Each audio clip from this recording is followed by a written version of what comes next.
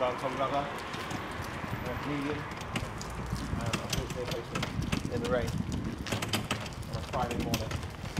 We were gigging last night at Honiton, and I'll be doing this at 7 o'clock. That's one of my favourite pastimes in this job is doing stage calling. I forgot to put that on my rider as I must do this. You have to do it, but like in a fun voice. Get to the fucking stage right now, guys. And girls. Just to get everyone in a really chipper mood. Just to be aware there are 500 paying people.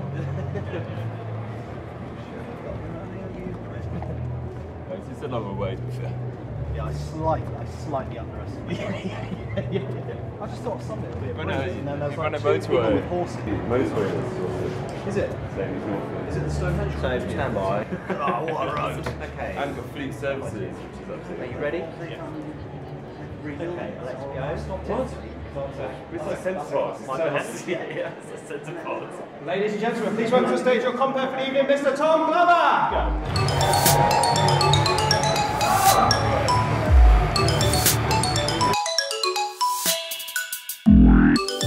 League 2 football, it's sort of like the lower level gigs, which I'm still doing a lot of. And you get guys, like the best player in a League 2 football team is not necessarily the one who's going to go the furthest, because there may be a guy in that team who's 18 years old who isn't as good as the guy who's 30, but he has the potential to do well. And you get like a lot of, and that's like the bit of headline hacks you get at that level, who that is probably the highest standard they're going to be. They're either on the way down or they've reached their level, and that's where they're at. And then there's a lot of bitterness towards younger comics who come through who aren't as good as them, and they aren't headlining the gigs they're headlining, but they're 18 years old, they've been doing it for a couple of years, and they've got the talent to go further. Yeah, this analogy felt better in my head. Everybody I know in London, it's such a different way of coming up. Yeah. It's so brutal and cutthroat. Yeah. No, the only way of really getting anywhere is that you do competitions. Yeah. And then you get to the finals of competitions, or you get placed, and then you get spots. Yeah, I went and did a few like competitions, but I never got anywhere in any of them really. Only a few little minor ones. Yeah. But yeah, it's a bit different starting around here because you're like encouraged to get your 20 as quick as you can. Because if you've got a 20 and you live in Exeter, there's certain gigs that you will do that someone from London wouldn't bother coming to do. Yeah. So yeah, you're sort of pushed quicker than you should be really. Yeah. Because I was doing 20s when I only had 15 for sure. For quite a while. I've like that Lee Nelson gig I did. Yeah. That was supporting him on a lineup in front of 300 people, and one of the guys doing it, it was his 6th ever gig. You got to be a good comic. You got to be able to write jokes. You got to be able to get gigs. Be professional and don't be a cunt, right? And if you've got any trouble with anyone there, just do the 4th one. Don't be a cunt. It is all right. It's moody. Is that what first attracted you to Scottish John? Was a sense of humour? Yeah, absolutely. Yeah. It is. Sorry, I'm not setting you two up together. Sounds like I am Miss Moody. Well, that is a good name for a teacher. I might object to that. You might object to it. Do you object to it? This is the most middle-class episode of Jeremy Carr you've ever seen. It's like a BBC4 special, isn't it? I might object to that lie detector test. Where does he shop? Does he shop at Waitrose? I might accept him into the family if he does. Yeah, it is the benefit of like doing comedy in the West Country, is it's a bit more relaxed. Like the acts there tonight from London, they're saying that when you start out in London it's a lot more cutthroat. Like you're pushed to get like a tight 5-minute set very early on, and then go through the competitions and win competitions. And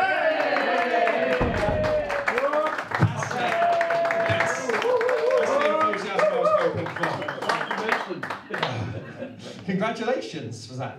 Back from Iceland. Back from Iceland, that is right.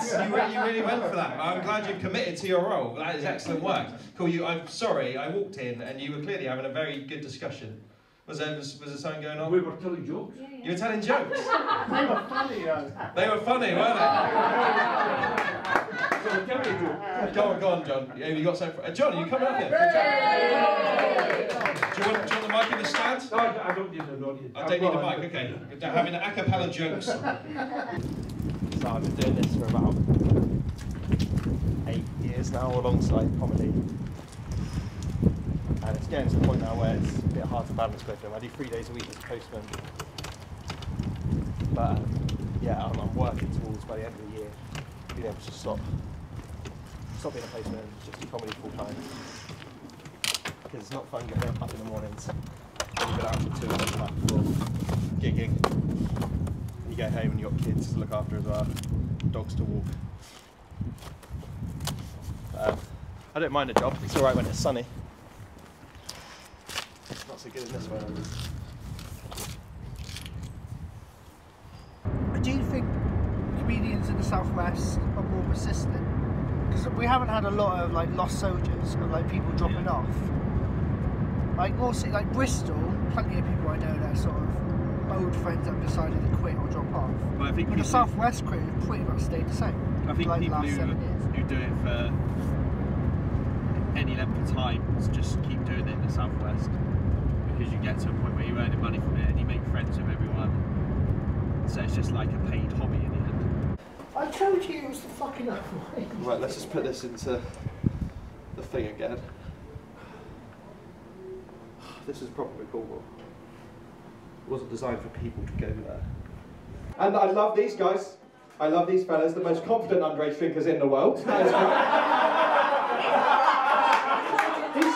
He's 13 years old, he complains about a beer. That is brilliant.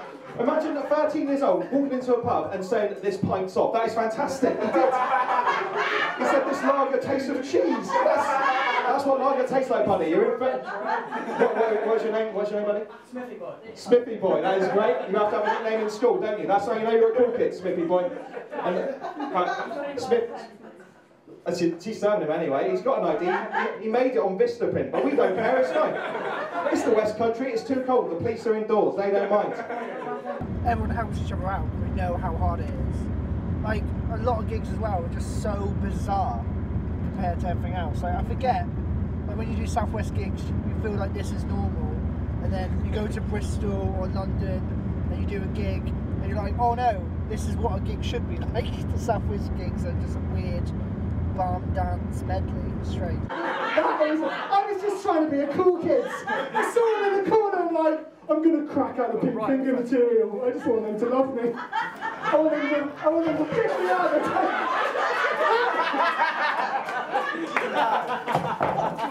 Hey, walk like you always meant to do it. Walk with a swagger. That's what it means. This is why you don't do something because of what they say. They say like the cliche is like in comedy you have to do 100 gigs before you really assess how good you are. But in London you can do 100 gigs in 3 or 4 months. But I say you can crack it out in pretty much half the time. But even now when I'm gigging regularly, I only gig about 120, 130 gigs a year. It's like once every 3 days roughly. I love how proud of you, or how proud of the drug dealers you were as well. Like they said they were drug dealers and you were like, yes, there are drug dealers. But you had standards, because one of them put a drink on the pool table and you're like, oi mate, sort it out. Not me alone. Are you alright guys? What's going on? Nothing. Do you want any? What do you do? Do you want any? Do I want any what? Sort of thing at Christmas? Is that what you're offering? Don't get too sharp on my tongue. Sorry. I can give you something that will numb your tongue. You give me something that will numb my tongue? There's a 13-year-old boy just offered for me to give him a blowjob. I don't know what's happening. It's very hard to run a gig in Cornwall because every comedian, like even I, it takes me 2 hours to get here. Yeah, like, we're like the closest people. So anyone like London, it's going to take them 5, 6, 7 Well, hours. even if you're in fucking Cornwall, it's difficult to get to places. Especially if you're coming down on a Friday night when everyone's coming down here on holiday. Yeah. So it's to get people down here, you have to pay an insane amount of money to make it viable. Yeah. Or you have to get people who aren't good enough really to do these sort of gigs. Yeah, so the Edinburgh Fringe Festival, it's sort of like a showcase for acts like from all over the country. You go up there in August.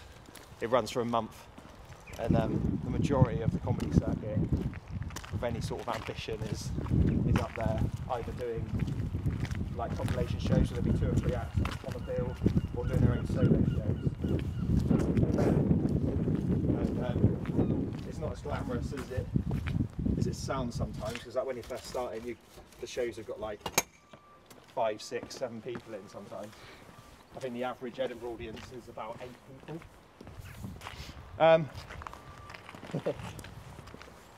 It's sort of, well, it seems to be necessary place to be as a comedian, because it shows that you're working on stuff and you're generating new material and you're putting something out there for people to see. Like especially in the southwest, like there's not really industry people around here who are ever going to come and see you.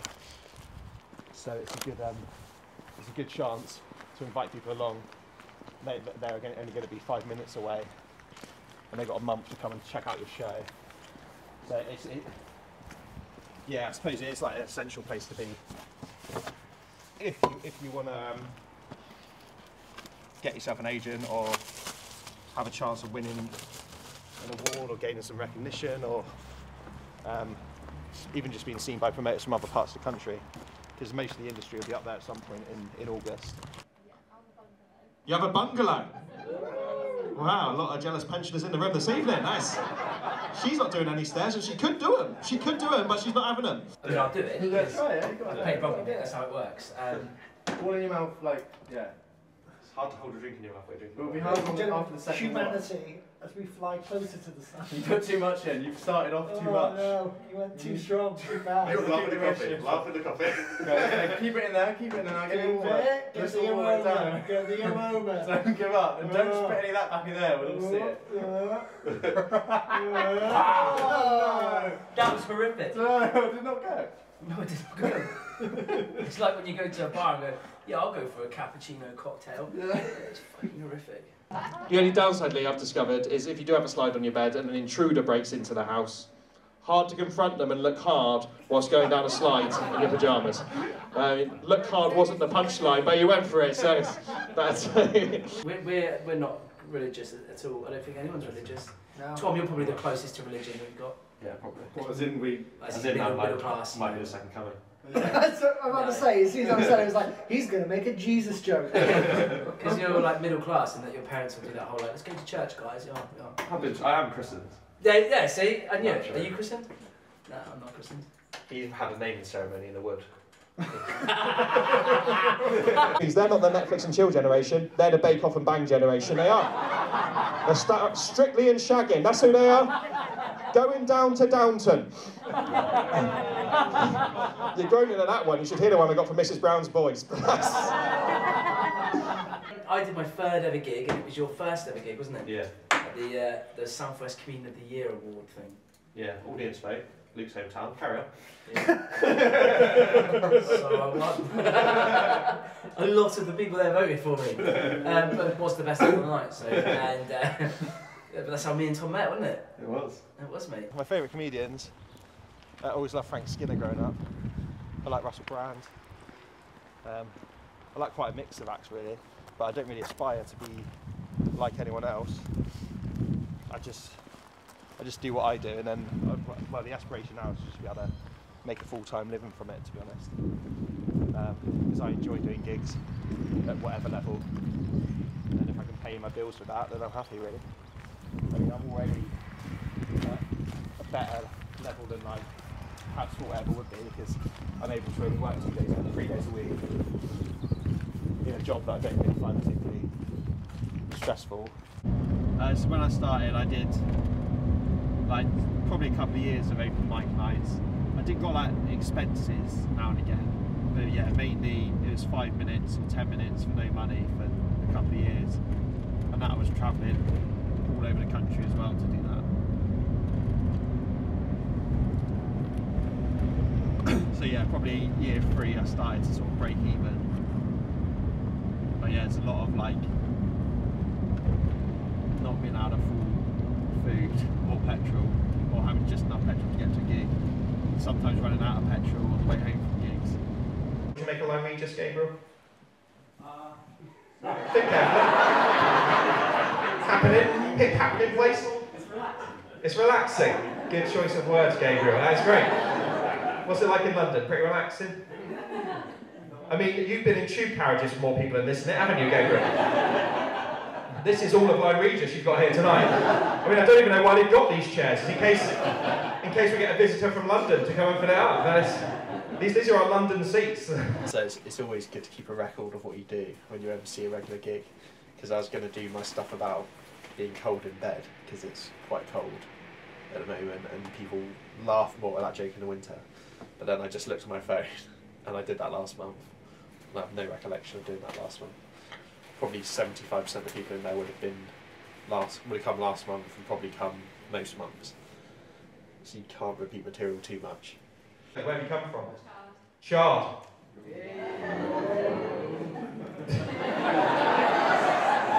It's unusual for Chard to get a woo, isn't it, like that? Well, Chard, you've clearly gone up in people's estimations lately.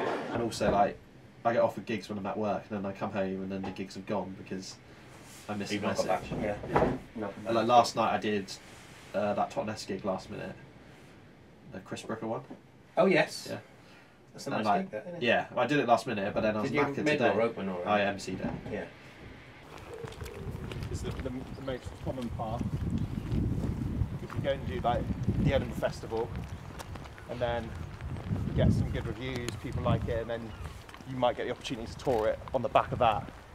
But you have to name your Edinburgh show long before you've written it, generally. Because like people are getting offers for their show now and getting it registered for the programme. And this is March. The festival's not till August.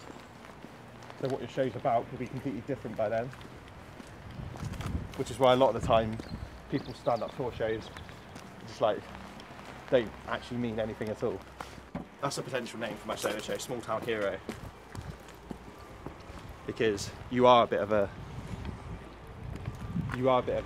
hero in a little town like this, because you're the only person who does comedy. Like in London, every other person does it. I will tell my dad that I love him as well, and he will tell me that he's Lima, Oscar.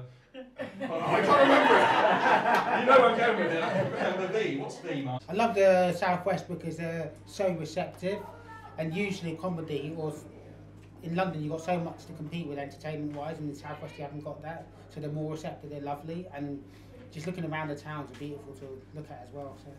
If you had an agent, your agent would be emailing promoters for you, and clubs, and just trying to get you in with people who haven't seen you before. But I do that role myself.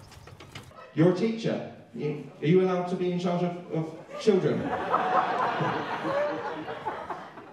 Not anymore, no. Okay, that's fine.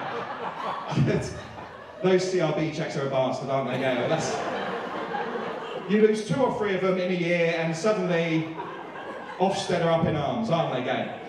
Well, I always wanted to do comedy, and it just took me a while to like stop being a pussy and get on with it. And I ended up going up to London to do a comedy course. This was like about 6 years ago, to sort of give me a push into doing it. But then it ended up getting cancelled, and I ended up just doing some open mic up there, and it wasn't very good. There was like 4 people, and then I came home and did a poetry open mic night, and then it went really well, and I've just sort of been chasing the high ever since. She always does it. I mean, that's why she's not allowed to teach the children anymore.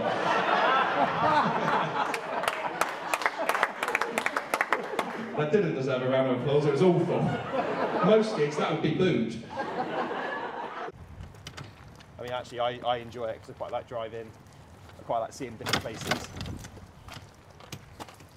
And the gigs usually more than make up for the hassle of getting to the gig. Yeah, it's not for everyone. When me and Luke went to the Fringe Festival a couple of years ago, we called our show Small Town Heroes.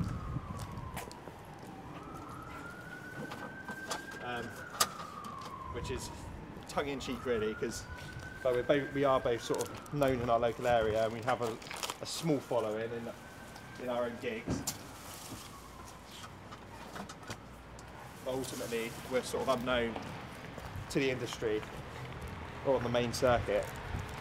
So we call ourselves Small Town Heroes, and we made ourselves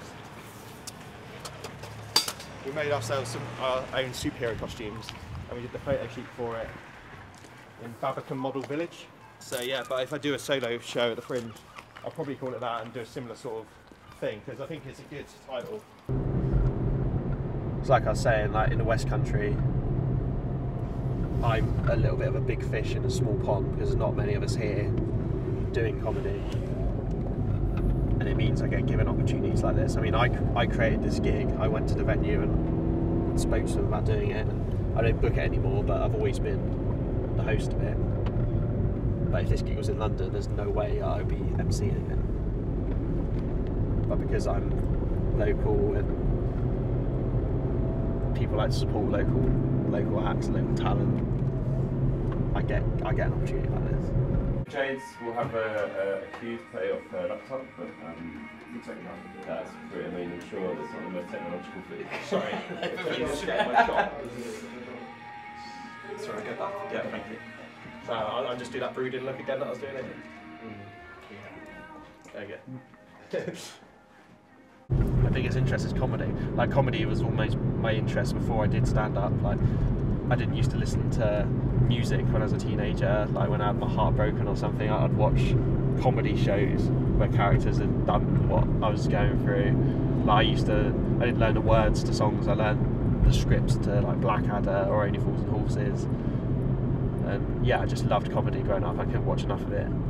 I'd watch things I didn't like to try and understand why it was funny, and that was my interest. It was always my interest, and now it's my job. Collect, or can you get someone to deliver across to us? If we can collect from you. Yeah, what's that? They have the same long backing music for every gig they've ever done.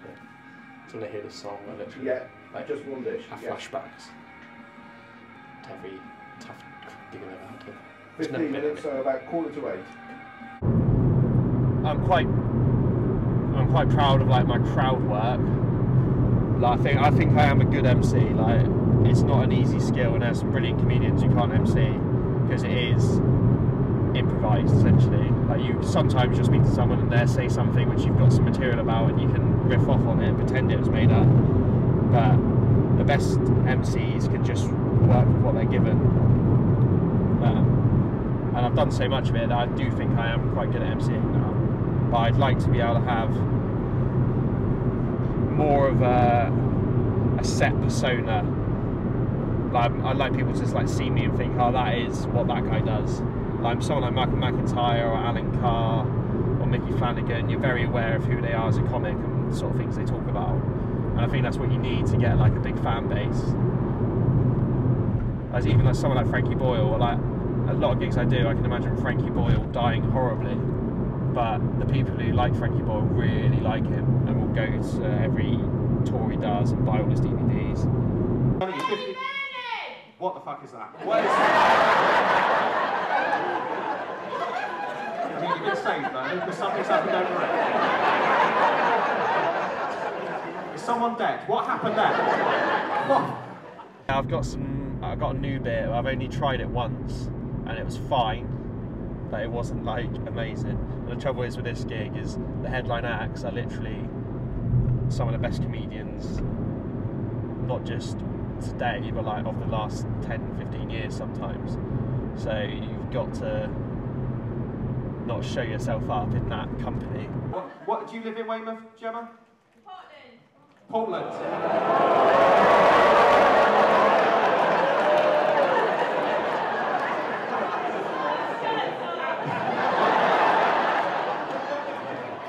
Do you really have any idea how weird we look right now? You're stood up, that is great. Right, okay, sit down. Good. Why did you feel the need to rise at that point? Because the lights came on, you thought you was on like some kind of game show and I bring you onto the stage now? I used to watch Father Ted when I was a kid, and My Hero. And yeah, like religiously used to watch shows like that. And now tonight I'm gigging with the star of one of those shows. Like, if I could tell my teenage self that's what I'd be doing when I was 30, then as far as I was concerned, I would have made it. I've gigged with like Sean Hughes, never mind the Buzzcocks, just like heroes of things I used to watch. And so yeah, that's my interest really, doing comedy, and I think it has to be your sort of main interest, and you've got to love it, because it's not no one would do this just because it was easy. because it's not. I think people think it's easy because you do 20 minutes a night and you get paid, for some people, a week's wages for that 20 minutes. But what they don't see is the comedians who are on a mega bus for 20 hours of a day and then get to a gig which is really difficult and then have to stay overnight and then travel lodge somewhere on their own. Like, it can take like 2 days out of someone's life to do a gig sometimes. Like, as I always say at this gig, the comedians generally, they come down from London, they have a certain stereotype of people from the southwest of England, and you always live up to it. Backstage right now, there are 4 members of staff trying to hold a comedian to the floor because they think they're going to get burnt alive in a wicker man. Because I think when you tell people, especially when you're a postman in Devon and you tell them you do comedy, they assume it's going to be absolutely awful. And they probably worry it is because if it was your friend or family member and you're watching them and they were awful, like, it's very hard to disguise that you thought that. Like, because comedy is a very reactive thing. Like, if you're funny, they will laugh, and if you're not, they won't. You're the person who does the announcements, but you don't even need a tannoy, you just shout it. Check out 6! Get someone on it! You don't need the tannoy. That is the joke I just did.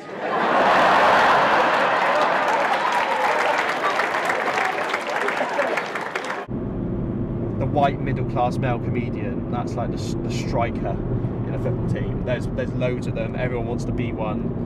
Like, you're not needed as much as everyone else. There's a surplus of those out there. So like, if you're a striker in a football team, you can't be annoyed that a right back's got in ahead of you, because if someone offers something different to you, then yeah, they may get an opportunity you wouldn't get just because you think you're funnier. It doesn't mean you don't appeal to the same market that they do. Like, just because you can smash any gig you do doesn't mean you're more worthy or better than someone who, like, I don't know, is maybe a political comic or challenges comedy in a different way or approaches it in a different way. Like, all you can do is like go to the Edinburgh Festival, do your shows,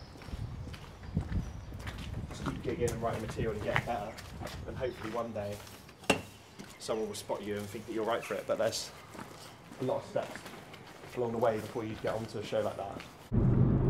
Which, even though the West Country's not nation, it does have that sort of West Country pride, and I can talk about things that people get in the same way that London actors may talk about going on the tube and their Oyster card to the West Country audience, and they don't really go for it. Now, even if it's funny, they just don't quite appreciate the reference. But sometimes that's nice to go somewhere where you're completely unknown, and then if you're good, it's a surprise to people because you rock up and you tell them you're from Devon, and they think you're just a bit of a chancer, or that you blagged your way onto the gig.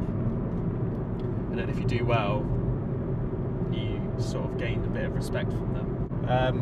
I think that career-wise, the best thing to do is to move to London, because you'll gig with the best up-and-coming acts, and you'll be seen a lot by industry people, and people be a lot more aware of you on the circuit. So yeah, if you're gonna get big, it's the best place to be.